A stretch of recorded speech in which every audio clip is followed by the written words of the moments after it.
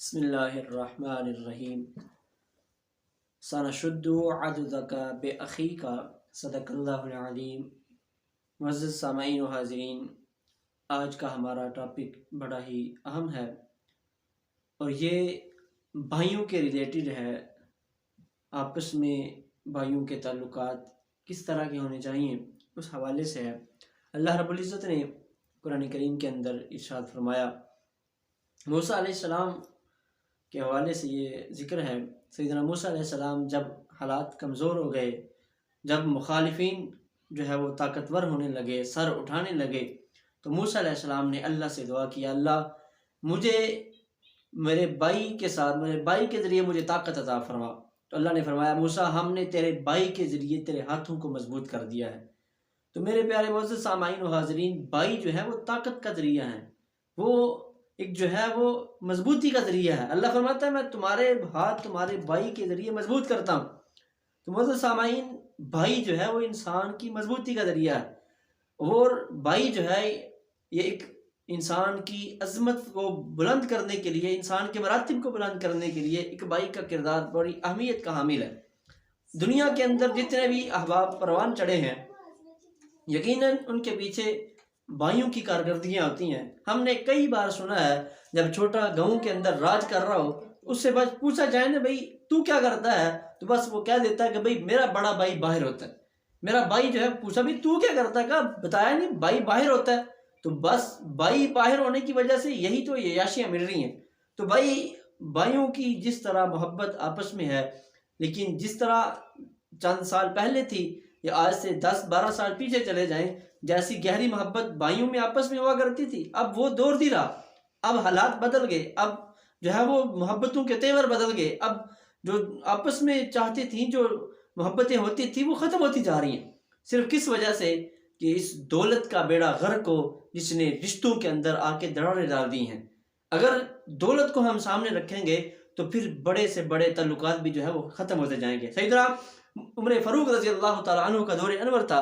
مسجد نبوی میں وہ ڈیروں کے ڈیر دولت آنے لگی، تو آپ جو ہے وہ پھوٹ پھوٹ کر رونے لگے۔ صحابیوں نے کہا، یا امیر المومنین ہوا کیا ہے، آپ کیوں رو رہے ہیں؟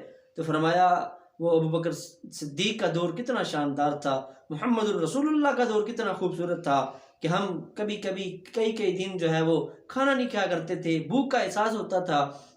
اور آج دولت کی فراوانی ہے اور ہمیں دولت کے ذریعے جو ہے آزمایا جا رہا ہے۔ تو آج بھائیوں کے اندر جو دراڑیں پڑ رہی ہیں، وہ ان کا ایک سب سے مؤثر ترین ذریعہ جو ہے وہ دولت ہے۔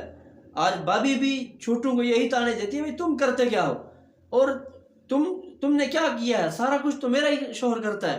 حالانکہ آپس میں بھائیوں کی مضبوطی کا بہترین ذریعہ ایک اساس رشتہ ہے۔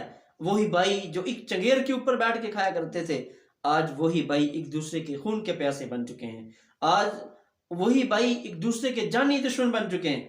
آج وہی بھائی جن کے اندر آپس میں اتنا گہرا رشتہ ہوتا تھا، اتنی چاہتی ہوتی تھی کہ وہ چھوٹے بھائی کو اگر کبھی کوئی کچھ کہہ دیتا تو بڑا بھائی جو تھا اس کو سنبھالا نہیں جاتا تھا۔ وہ کہتا بھائی تیری ہمت کیسے ہوئی میرے بھائی کی طرف آنکھ اٹھانے کی، تو نے جرت کیسے کی؟ لیکن آج حالات ایسے ہیں کہ وہی بھائی جو دوسرے کے اوپر جان نچھاور کرتا تھا، آج وہی بھائی اپنے دوسرے بھائی کے اوپر گن تان کے کہتا ہے، بھائی وہ کارنر والا پلاٹ مجھے دینا، وہ فرنٹ والا پلاٹ مجھے دیتا ہے یا نہیں دیتا، ورنہ میں تجھے ابھی جو ہے وہ گولی کے ساتھ جو ہے بون کے رکھ دوں گا۔ لیکن دیکھیں، وہی بھائی جو محبتوں کے پھول نشاور کرتا تھا، آج وہی بھائی اسی بھائی کی جان لینے کے اوپر جو ہے آ پڑا ہے۔ کیوں؟ صرف کس وجہ سے کہ آج ہم نے جو محبتیں تھیں، جو چاہتے تھیں، وہ ختم ہوتی جا رہی ہیں۔ حضرت سیدنا شیخ فرید الدین عطا رحمۃ اللہ تعالیٰ علیہ نے ایک حکایت نقل کی ہے۔ آپ فرماتے ہیں کہ دو بھائی تھے جو بڑی محنت کیا کرتے تھے، جو آپس میں بڑی محبت فرماتے تھے۔ بڑا بھائی چھوٹے بھائی کا احساس کرتا تھا، چھوٹا بھائی بڑے بھائی کا احساس کرتا تھا۔ دونوں نے کیا کیا، گندم جو ہے وہ اس کا ایک ڈیر بنایا، رات کا پہر تھا۔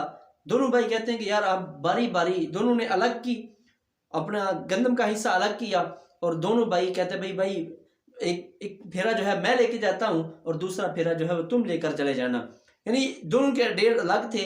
دونوں بھائی جو ہے، بڑا بھائی اپنے ڈیر سے جو ہے وہ کنک اٹھاتا رہا، گندم اٹھاتا رہا، اپنے گھر جو ہے پھینکتا رہا، اور پیچھے سے چھوٹا بھائی کیا کرتا، وہ اپنی جو ڈیری تھی اس کی، اس سے گندم کے چلو بھر بھر کر اپنے بڑے بھائی کی جانب جو ہے وہ پھینکتا رہتا.